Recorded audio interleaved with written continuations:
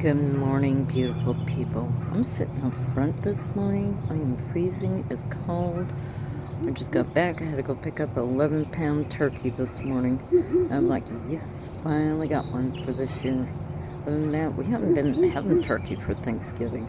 But I went and got it this morning. I was like, oh, thank God, thank God, thank God.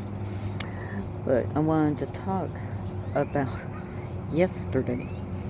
I had yesterday morning about 8:10. I had let out my dogs.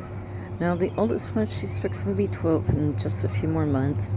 She's got arthritis pretty bad up in her legs. And then of course I have my livestock guardian dog. He's gonna be a year old next month.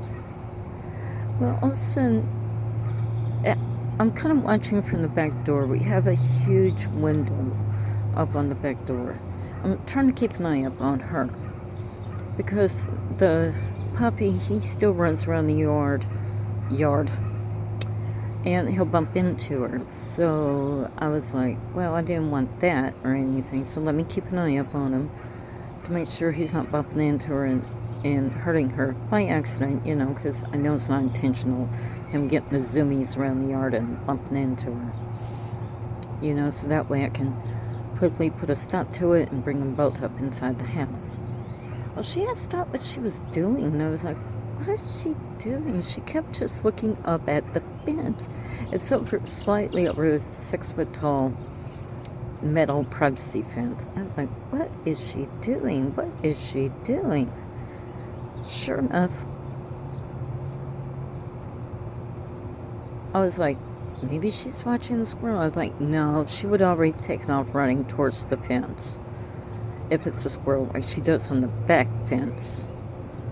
And I was like, what is she doing? All of a sudden, my livestock guardian dog, my LGD, was running around the yard, and he stopped and looked towards the fence. I was like, oh, hell no. Something's out there. And I have to immediately go outside, because once an LGD starts barking, you got to nip it up in the bud, even before it starts. So I get out there and everything. This dude is trying to climb up over the fence. I'm like, oh, hell no. Hell no. So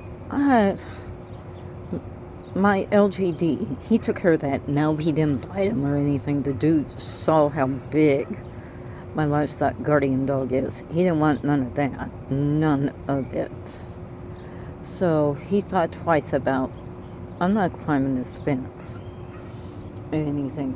So I thought it was from the neighbor's house. I went over there and talked to them. I've known them for years, but not like on a personal basis. I've seen them, waved to them, talked to them a few times or something. I thought it was one of a friend or something. I was like, just talk to your friend, let them know not to try to climb up over our fence anymore. And she goes, we don't have any friends up over here today. What's going on? So I told her what the guy looked like and everything. She translated to her mom, because her mom doesn't speak English. And we already know I don't speak Spanish. And the mom pulled out her phone and she told the daughter, hey, show her this picture of the guy, then tell her what happened in May of this year. So back in May of this year, from what the daughter said, is they had a guy that broke up was in their yard, rummaging through their yard and their shed, taking stuff from their yard and everything. The mom was fixing to leave to take one of the daughters to work. This is probably around 12-ish. And KPD didn't do a darn thing. Not a darn thing. Other than to give their stuff back. And from what the daughter was saying, the KPD refused to arrest the guy, even though what they found up on him in his pockets, something that's against the law to consume, we'll put it that way. Well, I looked at the picture because she took a whole bunch of pictures of this guy before, when KPD was there and everything, Killeen Police Department. I looked at the picture, I said, that's the same guy. That is the same guy that was trying to climb up over my fence this morning. I said, but he didn't. My livestock guardian dog kind of scared him off and everything.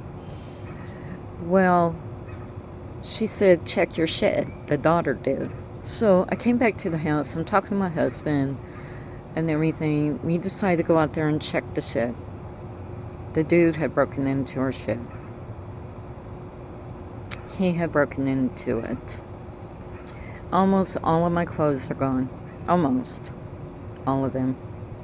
But I'm still blessed to have enough clothes. Thank you, God. And then game system controllers were up out of the boxes. It looked like he had been rummaging through several of the boxes out there. There was stuff missing. I'm not going to go into detail and everything about everything that came up missing. And I'm thinking to myself, God will get them. Well, God did yesterday somewhat, but God will get them. God will get them. And then he's going to turn around and there's a nice lock up on that shed. You ain't getting up in that shed. You're not going to. Not unless you're a locksmith and can pick that lock. You're not getting in there. So he had turned around and skedaddled up out of here real fast. But now the shed stays locked.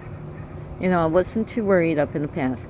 Apparently this guy, he had been coming here at night. He didn't know about the larger puppy, the livestock guardian dog. Now he does. He just knew about the cattle dog. Well, my husband and I, we have decided all doors will remain locked, even though we have a privacy fence up in the backyard. It's just 6 foot tall. It's about 6'2", 6'3" metal privacy fence. Shed staying locked. Gate stays locked. Back door stays locked.